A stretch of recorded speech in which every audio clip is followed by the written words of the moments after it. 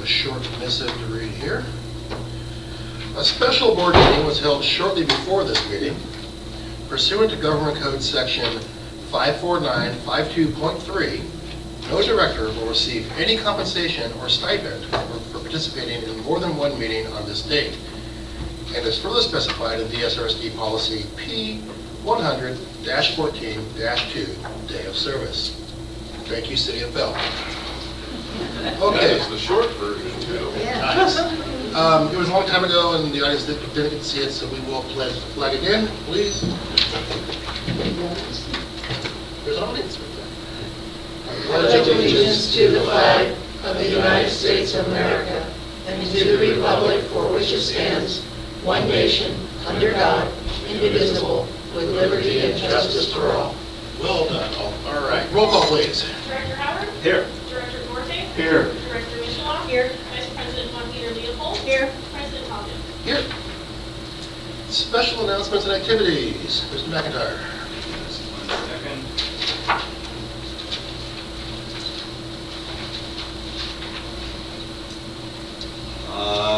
We just wanted to give you an early heads up that the format of the budget document that we were reviewing at the workshop on May 16th will be a little different.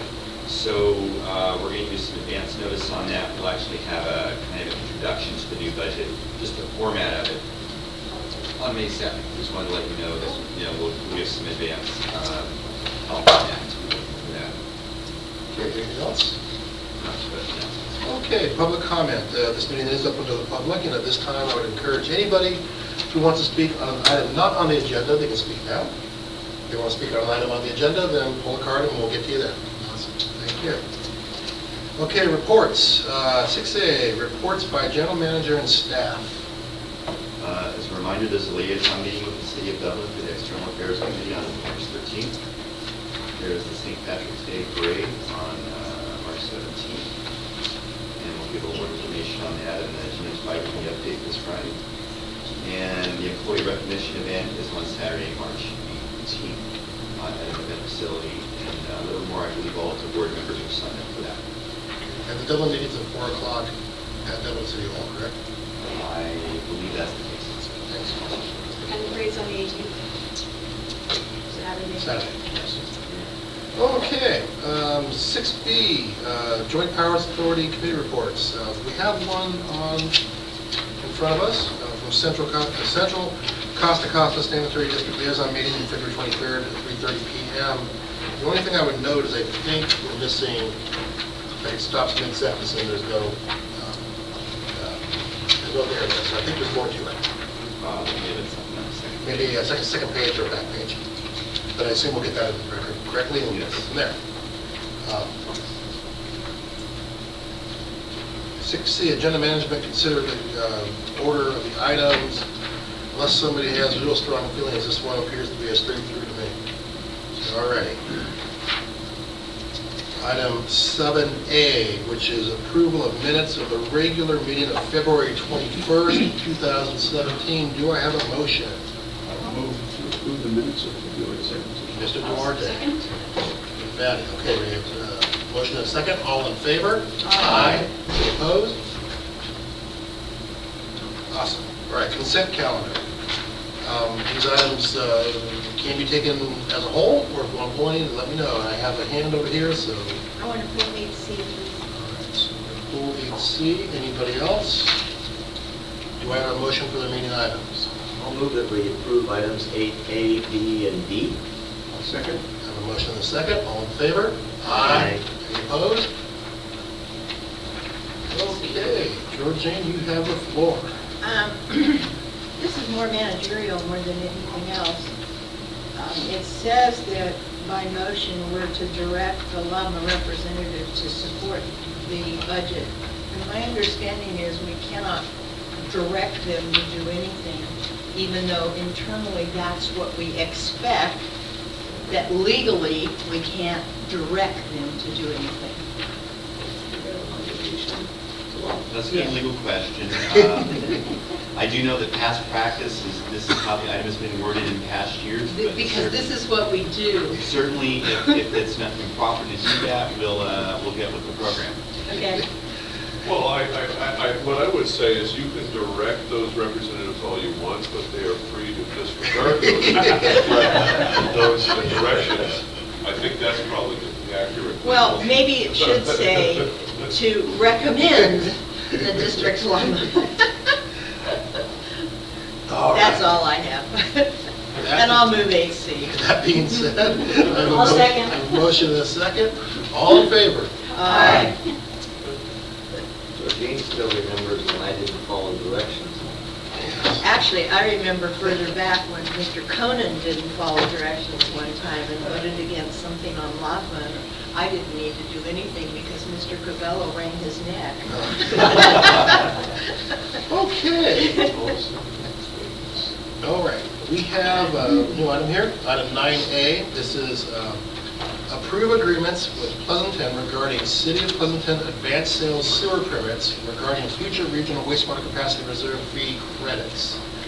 Is this one yours, Mr. McIntyre? This is. All right. So legacy assignment for me. Oh, wait. In the late 1980s, both Pleasanton and DSRSD provided the advanced sale of regional wastewater capacity. DSRSD's version of the program was to provide for a short sunset date, so if credits weren't exercised in the 80s or early 90s, they disappeared. Whereas Pleasanton chose not to have a sunset date on their sewer credit pre-purchase program. So one particular parcel in Pleasanton is interest. This is the so-called Lund family parcel in Pleasanton, and back in '87, they prepaid $250,000 and were entitled to 100 credits on their regional sewer fee. Under the terms of the agreement between Lund and Pleasanton, the credits were not transferable to the parcel. However, this effective wastewater credit of 100 units was never accounted for in the wastewater capacity. It was almost like immediately forgotten.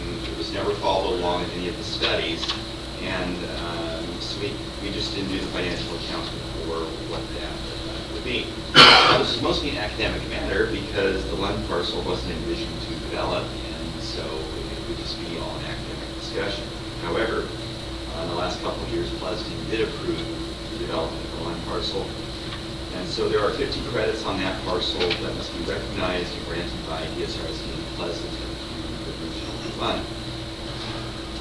With regard to the other 50 credits that could not be used on the Lund parcel because the development didn't envision those additional units, in July of 2015, the Pleasanton Council passed a resolution to authorize the transfer of the 50 units to another site, the sale of those credits to another site, subject to DSRSD approval.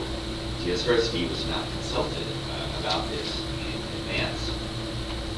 Something to keep in mind is any credits that were granted for later development, which we did not account for in past years in our capacity reserve fee studies, we somehow have to make up. There's kind of a shortfall, a gap in the cash flow of the program. Kind of the watchwords for the day is that there's no free lunch. If you grant a sewer credit, you don't account for it, somebody's got to pay for it someday. So there was a finance committee meeting, DSRSD, where some of these items were discussed, and then in February of last year, liaison meeting with Pleasanton, and at the liaison meeting 13 months ago, it was agreed in concept that there would be some kind of formal agreement negotiated to recognize these credits. So the first agreement you have is the negotiated agreement. It's taken us this long to get it handled out. It recognizes, DSRSD recognizes the 50 full credits of the regional fee on the Lund parcel. And it recognizes part of the value of the other 50 credits that we transferred to another parcel somewhere in Pleasanton. And that's basically about 2/3 of the value of the credits, and that was a negotiated number. And the value of these credits will have to be made up by the regional wastewater ratepayers, and Pleasanton acknowledges that. So kind of a partner or a junior partner in the regional wastewater program. They acknowledge this needs to be done. The value of those credits that cannot otherwise be allocated to remaining new development is $889,000. We would pay that 10-year installment plan. We would pay that from the regional wastewater enterprise fund, 300 to the regional wastewater expansion fund through 20 over the 10-year period. Now, in recognition of DSRSD recognizing these old lost credits for Pleasanton, there's a possibility there could be some credits that perhaps have been forgotten on this side of the freeway. And so we've negotiated a reciprocal agreement, if you will, a matching agreement, a quid pro quo. And Pleasant acknowledges that if 70 credits, up to 70 regional credits show up that we're not aware of, that have a legal basis that we must recognize, then there are administrative procedures which will automatically recognize those without further board or council action. We're not aware that these credits exist, but we're just providing that as a possibility. Also, there may be other credits floating out there in Pleasant, or in the case of Dublin or San Ramon that we don't know of. And in that case, there are procedures for conferring between Pleasanton and DSRSD on how to handle any other credits in the future that might crop up. Some piece of paper shows up some old agreement from the 1970s or something. There's a need to confer. One thing that we are agreeing to do, though, is the never, ever, ever, ever, ever again provision, which is we don't go transferring credits to other people and creating financial liabilities without coming and consulting with us or us consulting with them. So we've written in the never, ever, ever, ever again provision in the agreement. And the city of Pleasanton, interestingly enough, their council tonight is considering these two agreements as a consent item, so hopefully in about an hour, they will also approve the agreements and get everything signed in the next day or so. So staff recommends passing two resolutions approving the two agreements. I will entertain questions, comments. I have an eager one over here. Pick the top 3 or 4, 5. Okay, my first question has to do with the dollars. I cannot come up with the $1,240,150 that the first page, 2 items, $350,961 comes from the regional expansion, and then new development will pay for the $350,961, and then the current customers will pay over 10 years the $889,189. Okay, that together comes to $1,240,150. But if I go back into the details and add up the 3 sections here, I come up to $1,255,533. So am I missing something? I don't know, and I can't do the math in my head at the moment. Okay. But So could you make sure then that in the final thing of this, that these 3 sections, because the 50 credits on one comes to $769,199. The partial credits comes to $15,384. And the balance on those partial credits comes to $479,419. Like I said, am I missing something? So if you could answer that. And the other thing is, did we throw this in just to placate Pleasanton in case we find any on our side, or do we have thoughts that there are some on our side? there is one property owner in the city that thinks that they have billions of dollars of credit. We do not agree. Okay, Yeah, so we do possibly have one. we don't think so. But they, But they do, okay. Given the long, complex history of Yes. our wastewater program and record keeping from that era, perhaps it's a good idea. Throw that in Have just the belt and in suspenders. case. Yeah, that's all I wanted to know, is how that, was it just put in because they think we might have one, or do we honestly think we might have one? So it sounds like we honestly think we might have an issue, at least. so I have a question for Carl. If say there's a small numerical error in either one of the agreements or in the resolution, can the board by its motion direct agreement, agreements are approved, the resolutions are approved, subject to minor revisions without needing to see the item again? The answer is yes, and that's customarily done when an ordinance is about code revisions. There's a specific provision in the ordinance that says that the general manager is authorized to make administrative type changes. And this is in the nature of arithmetic or clerical, it should be pretty straightforward Okay. and uncontroversial. And actually, that is all my questions. Wow, I know. a little different than I was expecting. And so we'll run those numbers Yeah. down, and I'll just, like the bi-weekly update, I'll just tell you if there was an error, I'll show you the math of how it did work. Okay, but I'll yeah, I'd like lay to it know out. what components make it up, Yeah. if I'm reading this wrong. One way or But- the other, we'll report back to the board on that. Okay, before I relinquish my 2 minutes here,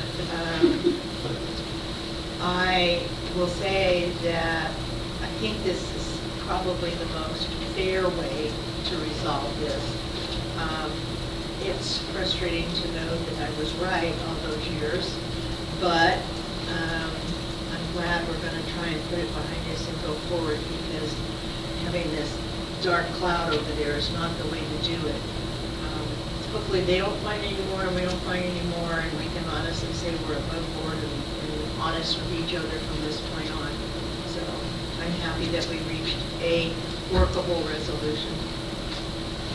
All right, any other questions, comments? No, it's kind of a unique item. Okay, well, I'll entertain a motion. I'll move for approval of staff recommendation on 9A with the caveat that the math needs to be verified. I'll second. I have a motion and a second. Good order. All in favor? Aye. Any opposed?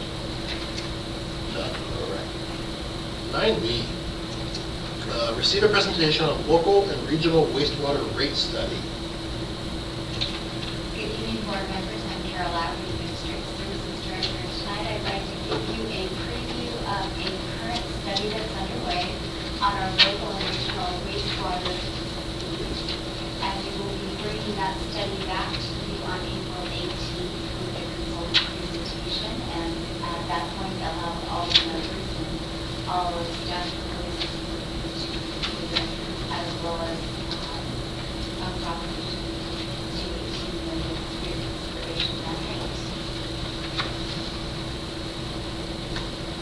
the funds that this study will be affecting as far as the district is our local wastewater funds and our regional wastewater funds. Our last study was performed in 2010, and rate increases were July 1 of 2010.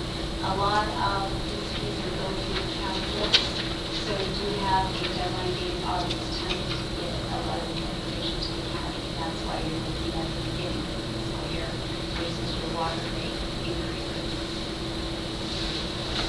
So the goals and objectives of this study is basically divided into 3 separate areas. Revenue requirement objectives, cost of service objectives, and rate design objectives. So I'll just go through these for your consideration, what we're thinking as far as building this study, and then I will be happy to answer questions. For revenue requirements, we're looking at equitably allocating rates to all customer classes. And those classes are divided between residential, commercial, and industrial accounts. We're looking at aligning reliance on developer versus user charges. We had a presentation at the last board meeting talking about how one of our funds, this one, relies very heavily as far as the local wastewater funds on development maintenance. And we would like to make sure that we can have a sustainable funding source in case of an economic downturn. So we're looking at that. Coordinated sustainable funding for the replacement projects. Again, if we have those percentages in sync with our other fund use types, then we can somewhat protect ourselves from that downturn scenario that generally used to happen every 7 years. And that helps feed into our replacement fund. And to ensure coordination with our regional partners, but in this case, maybe Pleasanton, we want to make sure there's no surprises in the city of Pleasanton and they're on board with all of our assumptions. And finally, reflect the current and future operating costs and replacement needs. And this study is being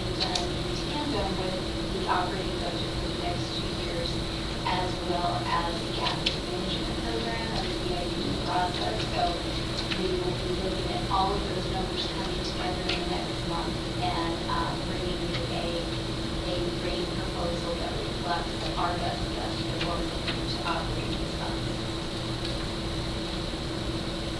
So equitably allocating rates to our customers. Our residents' big rate as far as reducing water usage, which also does affect their wastewater usage. So we want to make sure that we give them credit for those good management practices. But we also want to make sure that we are charging them the cost of service to have these services. Our commercial, if you look at the industry, there is a trend that the commercial rates are going up because they didn't serve as much as our residents did. And that should be reflected in the study. We're also looking at really evaluating our commercial customers on a low, medium, and high user base on water flows that we call it VOD. And if you look at the data that we have done historically, including Pleasanton, commercial drops very easily into kind of three buckets. So it's very easy to classify them into those categories. And then finally, our industrial users, we have 7 major entities that right now we bill manually. It's very staff time intensive and involves coordination from across the board as far as departments, from our lab, compliance, finance, and engineering. We have enough good data to where we feel we can audit those bills, and then we can test periodically throughout the year and true up as we need to. But if we can get that bill in our billing system, it will help us substantially. 2 of those clients are in Dublin and 5 are in Pleasanton, so we've kept in touch with our Pleasanton counterparts, and they agree with this philosophy as well. We received something very similar to this at your last board meeting. As I said, there is an over-reliance on local wastewater capacity reserve fees in the local wastewater fund, which right now is running a slight deficit. So we're looking at how to true up that deficit, have a more balanced, sustainable revenue base between capacity reserve fees and usage fees. And we're assuming, again, that Dublin will be built out at some point, or at least not expanding at the extent that they are expanding right now. And so we build that into our assumption model, and we'll present to you what we believe is a much more sustainable scenario. And this is a chart that you saw 2 weeks ago. We do have a reserve policy at the reserve level in our local wastewater replacement fund, but we had a project that went from $4 million to $10 million and went from a 4-year span to a 1-year span. So we want to ensure that when we look at our asset management replacement, we are looking at all of the information to the best of our knowledge so that we can incorporate our assessment when it's happening in the future. And then go after that AAA bond rating that we talked about. Very important to us that Pleasanton is on board. We do not want to repeat of what's happened with the Zone 7 rate increases. So when we meet with the consultant, HDR, or when we're on a conference call with them, we are including our counterparts because they will also have staff work involved to get this thing implemented. They have agreed with our assumptions. They're right with us. It's been very helpful, and we will also bring this up at the April 20th liaison meeting with Pleasanton. And finally, we want to make sure that we reflect our current and future needs. So right now, we're looking at our budget, and we are looking at staffing and operating costs. And we'll be coming to you with our budget study session and talking about what we feel is important as far as operating and maintenance for these funds. And we are also making sure that that's consistent with our strategic plan strategies that we talked about earlier. In addition to the staffing for operations, we want to make sure our replacement reserve funding, as I had mentioned, is sustainable and justifiable to our customers because they're going to want to know what they're going to charge for and what they're going to pay for. So, again, a strategic plan objective. The reason we are looking at staffing, and we are going to be making some staffing proposals, because since 2009 we pretty much flatlined on our staffing, is our miles of pipe have increased in this area by approximately 15% over the last 10 years. Our population served has increased 30%, our field staff has increased approximately 20%. So we are at that road where we need to say to you, we want to make sure that the O&M is doing the job that they need to, so that we don't have any surprises and we're looking at something new. And we will be giving you our best recommendation in regards to that. Cost of service objectives, we're reviewing the flow assumptions, doing the loading of suspended fellows in the OP. I didn't even know these terms last year, so it's really cool. And equitably allocating our compliance, our FOGs, handling and testing costs in a cost-effective way to make sure that they're going to the clientele that actually are part of this compliance area. So, residential users, again, we want to credit them for their good management of their water, but also helps the balance because we're looking at increasing some of that charge for the local replacement funding. Commercial users, recognizing that there is a trend because they haven't reduced their usage on our system as much as our residential. But we want to make sure that we are charging them appropriately based on certain levels of treatment and simplifying the customer process service. We currently have 8 classes for your community solutions going down to 3 with the low, medium, and high category. And industrial users, our plan is to automate those bills and simplify the customer process also from assessing customers down to types. So we will be addressing all of this with you. Tonight we talked about the strategic plan and the overview of the goals and objectives. Currently working on the long-term asset management plan and operating budget. We will have a wastewater rate study review on 4/18 and also be asking the board for us to release based on our recommendations. The operating and capital budget will come to you on May 16th. The public hearing on that budget on June 6th.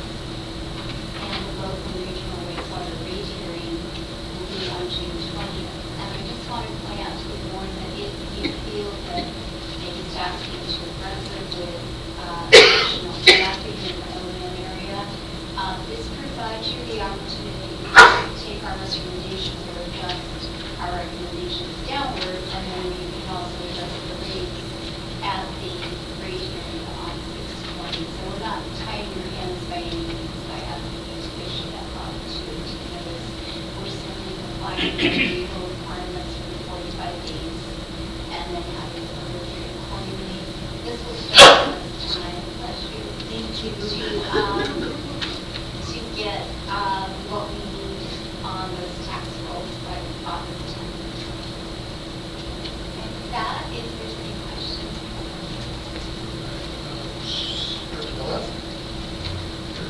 One question about the new timetable. Maybe I missed it. Does this assume that the meetings are going to be like workshops at 4 o'clock, 5 o'clock, or are we trying to work this all within the regular board meeting? Almost all of this is going to be in the regular meeting. I do know that as some background, we want to give you some information on our wastewater treatment plant master plan. We're going to meet in 2 weeks with that. It's like a 5 o'clock pre-meeting probably, followed by the regular board meeting. But other than that, the workshop meetings, we probably won't kick those off on a regular basis until about June. Okay. So maybe one time between now and June for one item, but the rest of this will be handled as normal board meeting business, looking at the calendar ahead. Other questions?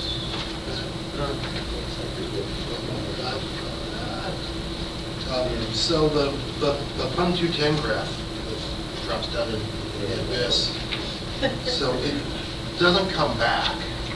That's because this graph is done at current rates, right? Yes, it's on current rate. So And, when, we have also do you have any got- ideas when it will come back on proposed rates? Was that still? That's still in the air, but what we will do TBD. is, with the budget presentation, we'll be presenting the graph as they come back. And we'll talk about the timing of how we believe we can those above the line. It's not, we have some problem where the funds are actually being low. But yes, one of my jobs is to make sure I'm above that line, and I need to tell you as soon, as well as the auditors, I'll get you back in that area. A little more, oh, sorry, Dan. No, I was going to add one point at all.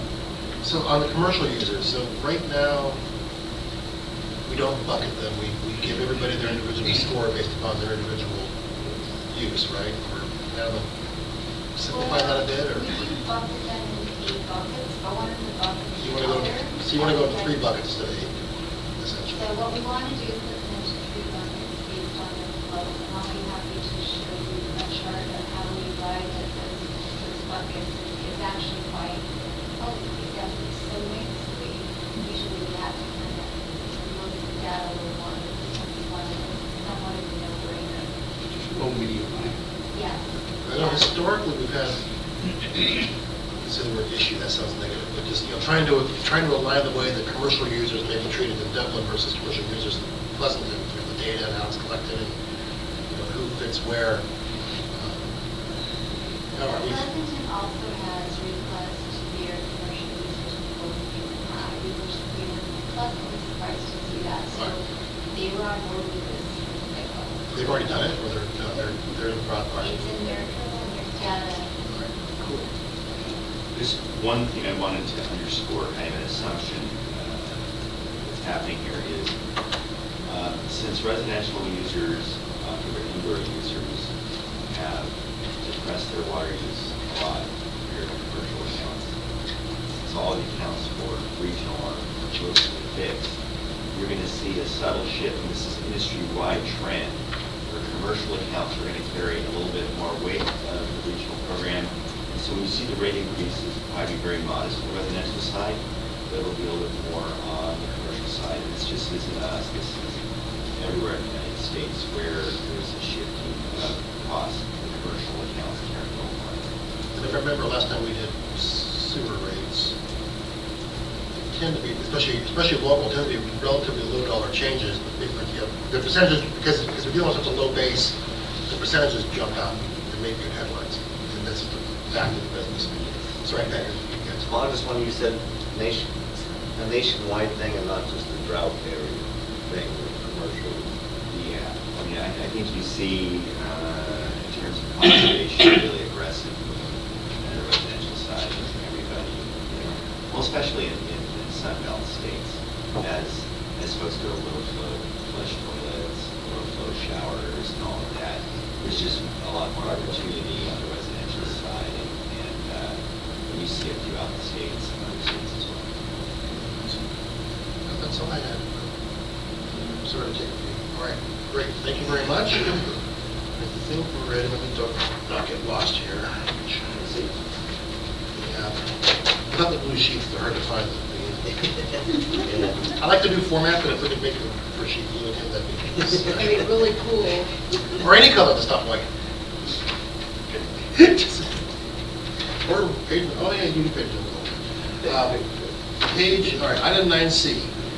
Discuss, provide direction regarding district election procedures. I'm assuming this is another Mr. McIntyre item. No, District Secretary Nicole Gisali will give this report. Wow, Right to the curveball. left. Good evening, President Halkin and members of the board. Tonight I'm presenting this item, and I do so on behalf of Sue Stevenson as well. She collaborated quite a bit on this item as well, effective, which this item has a lot to do with as well. So basically, just to give a quick background on the last 3 elections that the district has held. The most recent one in 2016 saw 4 seats come available, and all 4 were uncontested. In 2014, there were 2 seats that were available. That election was also uncontested. And going back to 2012, we had 3 seats available, and there were 4 candidates for 3 seats. So there has been a trend in terms of, not seeing more turnout in terms of candidates coming forward. So basically, at the conclusion of our last election filing period, which concluded in August, at a September board meeting, the board noted that perhaps it was time to revisit how the district promoted its board elections. So the reason for that was that the general public may be unfamiliar with the purpose of special districts, and contested elections would provide credibility to the elected board members. So those are some of the sentiments that were brought up at that time. So the matter was then referred to an external affairs committee meeting, which took place in November. And there were some ideas developed in some other areas that were suggested for further research. And tonight's item presents the culmination of that staff research from that, based on the thoughts that came out of that meeting, and also includes some additional thoughts and recommendations regarding the 3 main topics that arose from that discussion. So the first main topic was public awareness and outreach. And in the staff report, you see there's several ideas that have been proposed, some of which are including news release, as well as the DSRSD today, additional website information and promotion ahead of and during the filing period. So those would be some ideas. Also, something like a candidate briefing. So for those that are interested, to be able to come into the district and get some information during the filing period, as well as the Citizens Academy, much like what Central SAM does, to educate the customers and residents that might be interested in running for a board position. So those are just throwing out 3 of the ideas. There are far more listed in the staff report. Another main topic is the candidate statement cost, in terms of how much the district would like to subsidize the costs that are assessed to candidates if they were to put a candidate statement on the ballot. And the third topic was whether or not the district would entertain holding a standalone election or continue to hold a consolidated election with the counties, with the statewide general election in November of even years. So those are really the 3 main concerns. So staff recommends at the conclusion of the research and the consideration of all the information gathered the following. First, that the board directs staff by motion to implement the outreach ideas outlined in the staff report. So that's one topic. Second, to affirm by motion the district continue to hold consolidated elections with the counties as has been past practice. The reason for this is it would capitalize on the highest voter turnout, and it would represent a significant cost savings to the district. A standalone election is possible, but you do suffer a lower turnout from the voter pool, and the costs are quite extravagant. And then lastly, we request that the board provide staff with direction on the district's contribution for candidate statements. We don't have a recommendation regarding these items from the board. So that's all that I have. I hope I didn't do students and proud. You did. And staff is available for questions. Awesome. Let's start on the left this time. Hello. Right. Ed, you have anything? Pat? Questions, comments? Let's see, so are we going to, okay, tonight we're not going to have any resolutions or No, just pass us some motions. motions? We're giving some direction, by motion. By motion. Yeah. But we can discuss it first with officer sides before we Yeah. get so far. Yeah, there's certainly consolidated election cycles is obvious to me, Yeah. but, yeah, I think there's some good outreach programs, and I'm supportive of it. I hope we have people that will come to it and meet people. It's kind of the point. Somebody had one recently and nobody came. That's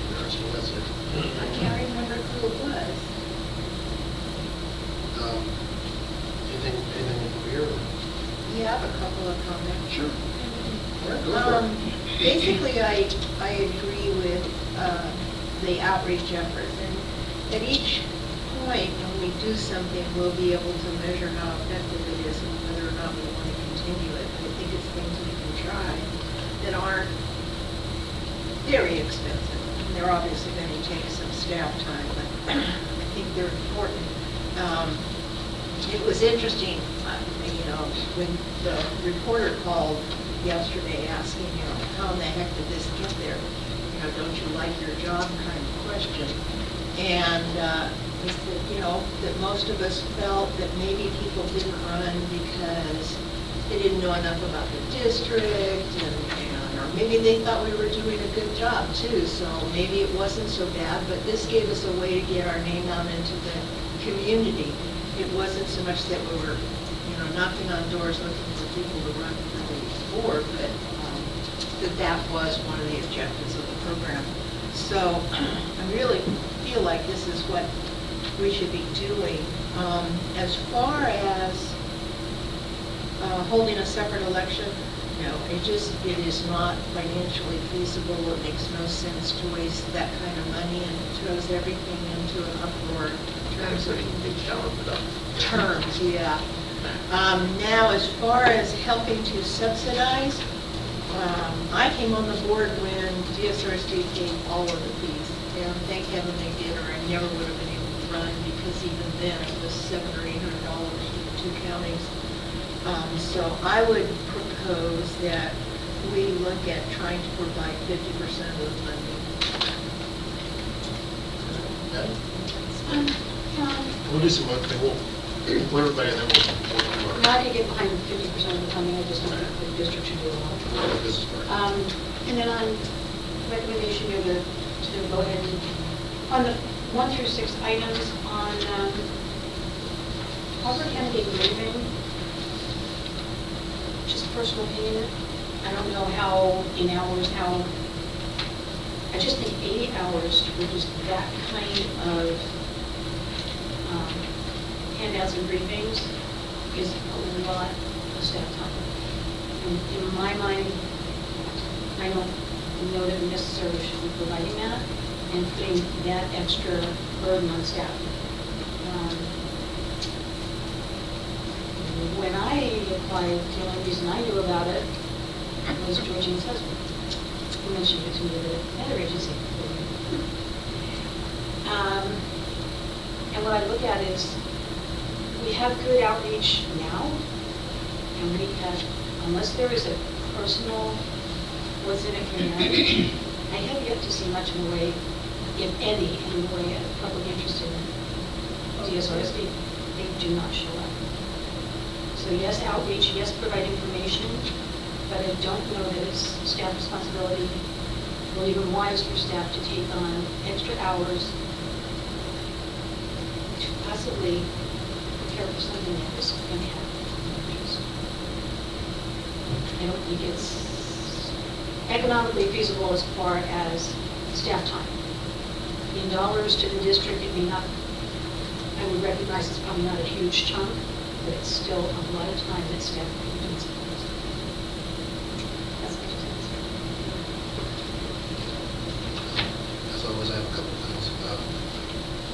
So one, the Citizens Academy, it's under this item, just because that's how we launched it. And in my view, that's independent of this. That's something that happens once a year, maybe twice a year. But that's the thing that happens as part of our care and feeding of the community.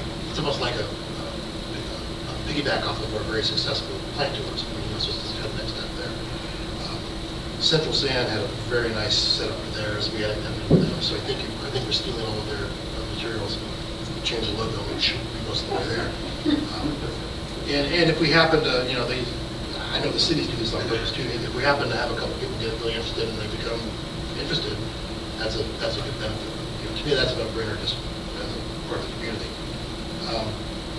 Maddie, I agree. The candidate briefing, if we get in a position where we have 8 candidates running for 3 seats, then maybe it's something we do, and we have, almost have to do just to manage that process. Historically, we've gone kind of formal. A candidate has always been able to approach the general manager and get whatever meetings they need to become familiar with the operations of the district. I know you haven't had to face an election yet, but that's something we're not referred to. It's what we always would do. But if you end up with a big pile of candidates, it would be more efficient than to get them all in ribbon. And not for one, two, or none. No, yeah, exactly. Well, then we would prepare a briefing at the election. No, these are all good mom and apple pie stuff. Be careful what you ask for, George. The subsidy is actually already about 50%. I noticed that. So, funny story, you write the check when you file, and then you don't know if there's going to be an election or not. So, Alameda County doesn't cash the check; they hold it until they find out if there's an election or not. So they just tore that one up. Contra Costa cashes it the next day, and I'm still trying to get my $450 back. Yeah, I'm still trying to get my $450 back They take the time giving it back. from the previous election, or the previous non-election. I got mine back, but they issued me a 1099 for it. That's not. That's wrong. That's wrong, actually. I don't Yes, think- it is very I think wrong. That's against the IRC. But that's good old Alameda County, Yeah. Anyway, because we are a dual county district, it's a little rougher on the pocketbook to run, just because you have to file in 2 counties, and so I am for a subsidy. I think it helps. It can be pretty daunting because $900 for a lot of people, you have to raise money, and to force people to have to raise money to run for a local office strikes me as kind of undemocratic. My proposal would be, get the total out of pocket, like you say, 500. So, $250 each, 250, so they have to That's what I write, was thinking. they have to write a check to that's actually, so, write two $250 checks and that's- I'm just telling you that in It used to the be zero, I 90s, know. I wouldn't have been able to write two $250 Yeah, but checks. you're very adept at raising money. Yes, I did raise money. Exactly. And that's a nice balance. I hesitate to go to zero because then Yes. we'll get an issue with the public in the other direction and go. It just There has doesn't to work be- well right. anymore for it to be Right, totally right. zero. There has to be some, Yeah. some effort. Beyond that, thanks for the staff for pulling this together. Georgine was sitting in the meeting with me. Nobody yelling at me for me bringing this up. I'm not finished. Well, no, we're going to entertain some motions now, right?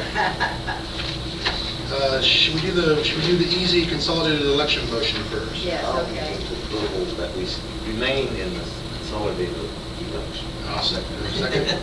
All right, we have a motion and a second. All in favor? Aye. Aye. So so you needed that one. Let's talk about the outreach options. I move that we approve all of the outreach motions and see how they work. Can you amend the motion or offer a substitute? You can offer a substitute. Or But you have to have a second for my motion. Or can I ask you to tweak your motion a tiny bit? Yes. Can you just in deference to Maddie, specify that we only spend time on item 3 if there's actually a contested election? Okay. Agreed. Awesome. So we have a motion I'll second. supporting them all and only spend time on item 3 if we have a contested election, and we have a second for the same thing. All in favor? Aye. Any opposed? I keep forgetting you have to ask that, this new one. Yeah, and you're Yeah, supposed you to could- ask if there's any You could ask for abstentions too. extensions too. Perfect form.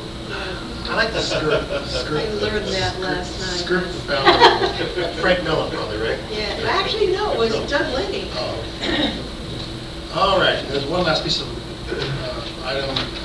I'll make the motion but I would prefer if somebody else can make the motion on the subsidy, just so we follow the rules. Oh, okay,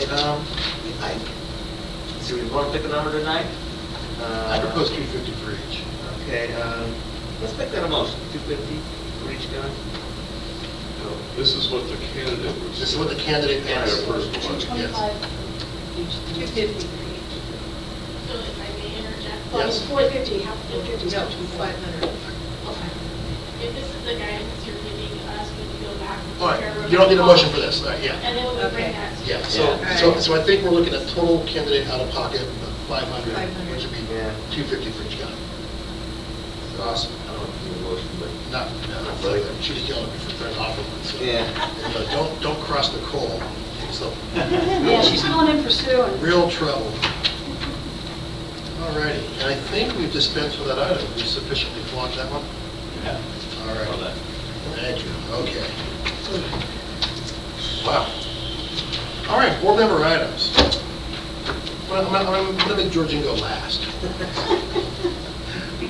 Maddie, do you have any board member items? No, I don't, not this time. Maybe catch me next time. How about you, Mr. Durham? Mr. Howard? No.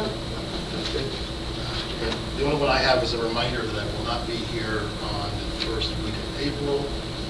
I will be showering money upon Mr. Walt Disney for my Like they kids. need it. Huh? Like they need it. Those people are unique, they have, the entire system's uniquely optimized to take money out of parents' pockets. Yes. oh God, to rob you. You should be able to just walk in for your wallet and a hopper. Yeah. With that, Georgine, you have a couple for us. Actually, I do only have a couple, well, I have more than a couple, but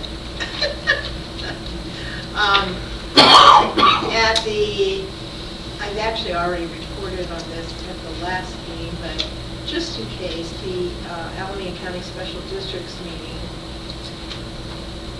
yes, we had a special Alameda County Special Districts board meeting in March. We're working on a new budget with approval. We'll raise dues from $50 a year to $100 a year, try and model ourselves a little bit more like Contra Costa, who can do some things that we can't because we don't have any money.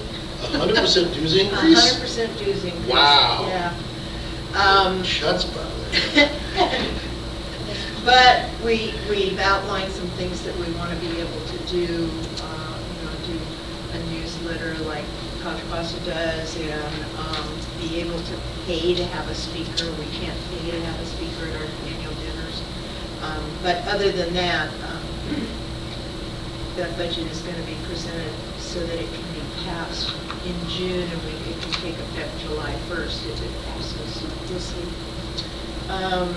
And then the other thing I have is I have a couple of flyers. Is the Chamber is going to have a business fair March 15th at Shannon. If you've ever been, it's kind of fun. A lot of freebies.